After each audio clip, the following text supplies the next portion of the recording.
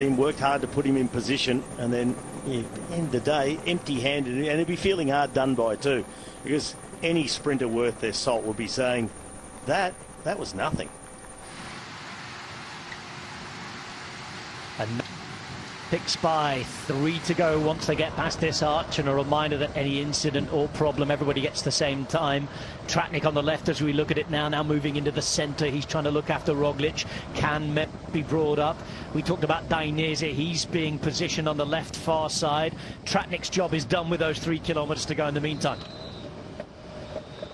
Yeah, another 300 metres, 200 metres to come up to this spaghetti junction, and they turn off and do a full loop around. There it is, a good view of it, off the main road, down off the exit, loop back underneath the course, left behind them. And it's fairly straightforward to run into town until that last roundabout with around 650 metres to go. A few wet patches still on the road here and there, Rob.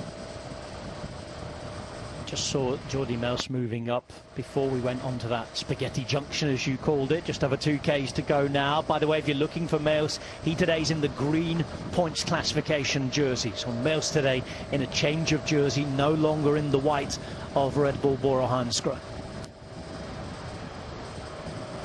2 kilometres to go, and an issue for Vingegaard here. Oh well, no problem. Mechanical. That will be the same time as the rest of the bunch. It's actually, for Jonas Vingegaard, in all honesty, going to be less stressful for him all the way to the finish. Yeah. He knows he's going to get the same time as the bunch, but he doesn't have to race in amongst this melee. You could just see the thumbs up the commissar, and that was the moment where, yep, okay, relax, we've seen you, don't worry. Oh. Here we go then. Push and shove on the left, Rob. Arnaud Dely. Next to those cones as well, coming up to this final kilometre. Vacek is being helped to the front by Jacopo Mosca. This is Vingegaard, who's just had his change. A reminder, he will get the same time as everybody else. Vacek is on the behind him, alongside Jasper Stuyven, who I imagine is the man they're going to have a go with in the end, because Vacek is very much at the front here. This now is the Lotto team with Jasper de Bast coming up to that roundabout now, Robbie. Yeah, here's that roundabout, entry in, long left-hander. So it's Vacek who leads them in. This is a perfect sort of sprint for Jasper Stuyven, a really powerful, classic-style rider. Lead-out man in his own right for most of the year for Mads Pedersen. So he'll be finding an opportunity for himself. He's onto the wheel of Biniam Girmay. So looking good. Dainese follows there through, and now the road will start to drag. 400 metres to go. And here we go, it's moving. Sunifis moving up onto the front on the other side. It's Biniam Girmay who now hits the front. Dely's there. Oh, what for not checked.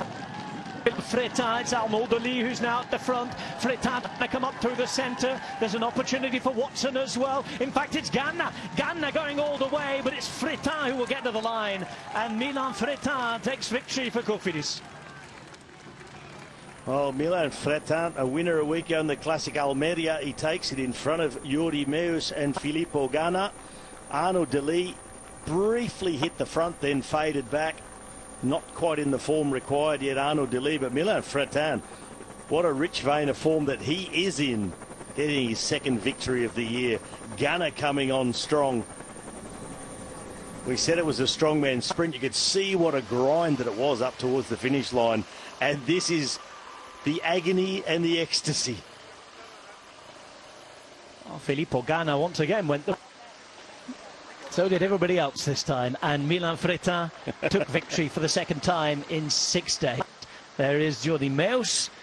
It was that sort of strong rider sprint, wasn't it? Yes, 1 and 2. What a week he's having. And a Cofidis victory.